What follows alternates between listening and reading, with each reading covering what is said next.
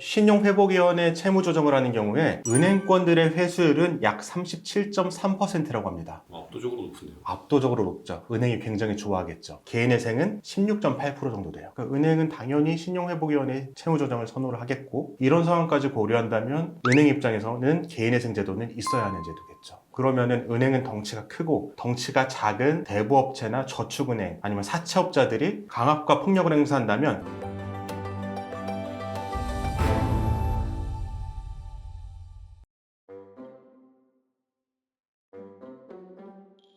개인회생을 많이 한다고 해서 세금이 들어가는 건 아니잖아요.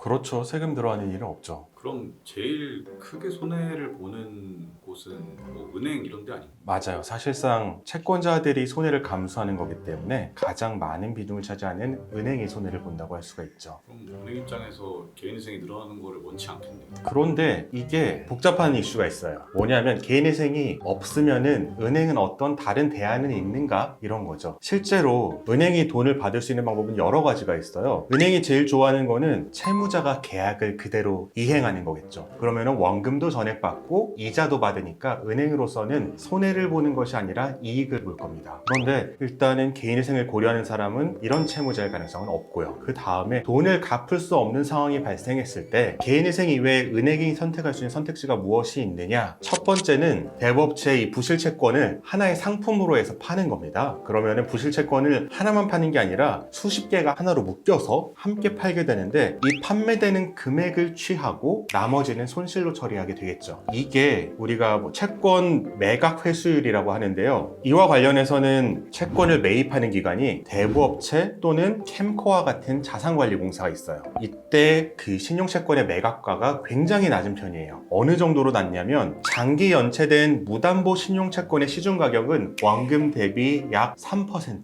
굉장히 낮죠. 100만 원짜리 채권이면은 3만 원에 파는 겁니다. 내가 은행에 1억 원을 못 갚고 있고 연체가 되었다. 장기 연체다. 그럼 이 채권의 가격은 30만 원이에요. 그러니까 은행 입장에서는 97% 손실이죠. 이보다 높게 팔리는 경우도 있겠지만 일반적으로는 한 자리에 있는 경우가 많아요. 그렇기 때문에 은행 입장에서 택할 수 있는 첫 번째 방법, 채권을 양도해서 회수하는 방법은 회수 비율이 높지 않다. 이렇게 기억을 하시면 되겠고요. 그 다음으로 뭐가 있느냐? 이 채무자가 파산을 하는 경우입니다. 채무자가 개인회생을 못하면 파산을 하겠죠. 법에 제도가 있으니까요. 파산을 했을 때 은행은 얼마나 가져갈 수가 있느냐? 파산을 통해서 은행이 회수를 하게 되면은 어떤 절차를 거치게 되냐 하면, 채무자가 법원에 파산 신청을 하고요. 법원은 채무자가 가진 재산을 다 조사를 합니다. 그리고 가지고 있는 재산을 모든 채권자가 나눠 갖는 구조로 진행이 돼요. 이렇게 하다 보니까 채무자가 재산이 있다면은 또 어느 정도 나눠 가질 수는 있겠죠. 그런데 채무자가 재산이 없는 경우에는 회수율이 0%에 근접하는 경우가 많아요. 또 어떤 방법이 있느냐? 신용회복위원회에서 채무조정을 하는 방법이 있죠. 신용회복위원회 채무조정을 하는 경우에 은행권들의 회수율은 약 37.3%라고 합니다. 압도적으로 높은데요. 압도적으로 높죠. 은행이 굉장히 좋아하겠죠. 그러면은 우리가 관심 가지는 개인회생의 회수율은 얼마나 될까요? 파산은 0, 채권 양도는 3%, 개인회생은 16.8% 정도 돼요. 은행 입장에서는 개인회생을 하면은 파산하는 것보다는 이득이죠. 하지만 신용회복위원회에서 채무조정하는 것보다는 손해예요. 그러니까 은행은 당연히 신용회복위원회 채무조정을 선호를 하겠고, 채무자는 당연히 파산을 제일 선호를 하고 파산을 못하니까 개인회생을 하는 거겠죠. 그럼 그냥 감정적인 어떤 그런 거 빼고 아주 건조하게 보자면은 네. 은행이 손해를 보는 거일수록 채무자한테는 좋은 거겠네요. 그렇죠. 은행이 손해를 보는 게 채무자의 이익이 되니까요. 그러면은 파산이 제일 좋은 거고, 그 다음이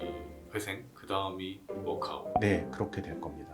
은행 입장에서는 개인회생이 앞으로 더 늘어나도 더 좋아할까요? 은행 입장에서는 이 사람들이 파산하는 것보다는 이익이니까 막 반대할 것까지는 안 돼요. 그리고 대부업체 파는 것보다도 이익이에요. 은행이 내부적으로 정리를 하려면은 대부업체 팔아서 이만큼의 손실로 인식을 해야 되는데, 그것보다 이익이고, 그리고 그 비용도 은행이 비용을 들이는 것이 아니라 채무자가 알아서 법원에 신청을 하기 때문에 은행 입장에서는 개인회생이라는 것은 최상책은 아니지만 그래도 차선책 정도는 된다고 볼 수가 있죠. 그럼 부실채권을 넘긴다라는 거는 채무자 입장에서는 어떤 행동을 했을 때 그 부실채권으로 넘어간다는 거예요? 보통 장기 연체라고 하는데 은행마다 기준은 다르지만 3개월에서 6개월 정도 연체가 되면은 회수 가능성이 없다고 봐서 굉장히 싼 값에 매도를 하게 됩니다. 아 그럼 개인회생이고 뭐 그냥 이 사람은 아예 안 갚을 생각이구나. 안 갚을 생각이고 갚을 방법도 없구나까지 판단이 돼야겠죠. 그럼 어쨌든 어떻게든 받아내는 게 은행 입장에서는 제일 좋은 거일 텐데.